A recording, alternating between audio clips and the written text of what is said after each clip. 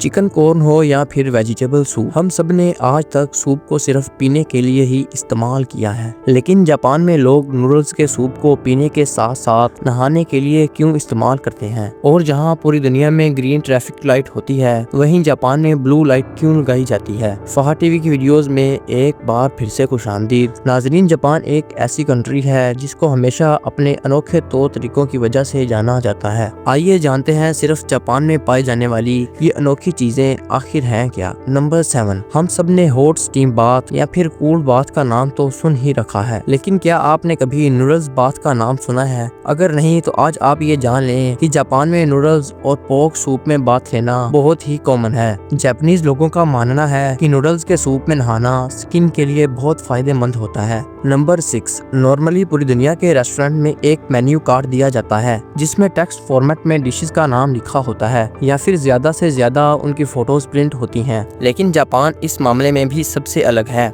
Japan के restaurant के बाहर जाली खाने बनाकर उनको शोकेस में रखा जाता है ताकि बाहर से ही कस्टमर अट्रैक्ट हो जाए। ये फेक मील्स रेजन और वैक्स जैसे मटेरियल से बनाई जाती हैं और ये असली खानों से ज्यादा अट्रैक्टिव भी होती हैं और इनको बनाने में असली खानों से ज्यादा खर्चा होता है। नंबर 5, वैसे तो आपने किट कैट चॉकलेट का नाम सुना ही होगा, बल्कि इसका आलमंड फ्लेवर भी हम में से कई लोगों ने ट्राई भी किया होगा। लेकिन क्या आपको मालूम है कि जापान में किट कैट चॉकलेट के अजीबोगरीब फ्लेवर की एक लंबी लिस्ट मौजूद है। इस लिस्ट में सबसे ज्यादा सेल होने वाले flavours Kit Kat chilli pepper यानी काली मिर्च, शकरकंदी, मकई, सोयाबीन, वाटरमेलन, मैंगो और Kit Kat green tea flavour शामिल है। याद रहे कि ये किट कैट फ्लेवर की एक छोटी सी लिस्ट है जिसको जापान में बहुत पसंद किया जाता है। नंबर 4, क्योंकि जापान आबादी के लिहाज से बहुत छोटा है, इसी वजह से ये लोग कम स्पेस में ही एडजस्ट करने के आदी हो चुके हैं। इनको अपने घर, कमरों और शॉप्स की स्पेस को ऑप्टिमाइज करने की इतनी आदत हो गई थी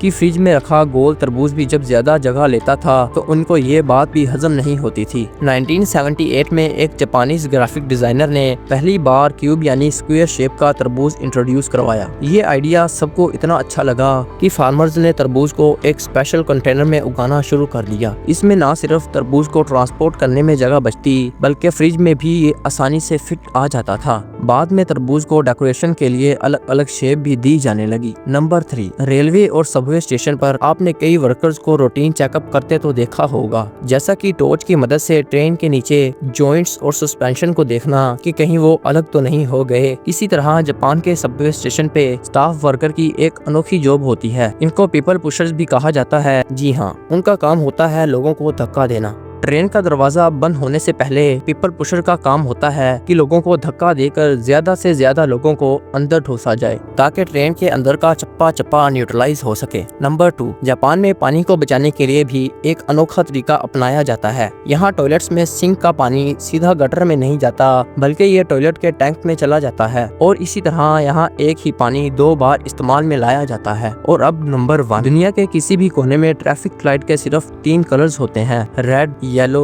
और ग्रीन। लेकिन जापान वो वाहिद मुल्क है जहां ग्रीन की जगह ब्लू लाइट लगी देखी जा सकती है। इसके पीछे जो राज है वो जापानीज लैंग्वेज में छुपा हुआ है। जापानीज लैंग्वेज में ब्लू और ग्रीन के लिए ब्लू वर्ड इस्तेमाल होता है। पहले जापान में भी ट्रैफिक लाइट में ग्रीन कलर यूज होता था लेकिन वो इसको ब्लू कहते थे। लेकिन फिर 1973 में इंटरनेशनल स्टैंडर्ड पर पूरा उतरने के लिए और इस कंफ्यूजन को कम करने के लिए उन्होंने ब्लू और ग्रीन के बीच का एक कलर ट्रैफिक लाइट में लगाने का फैसला किया। आज के लिए इतना ही, मिलते हैं अगली शानदार वीडियो में।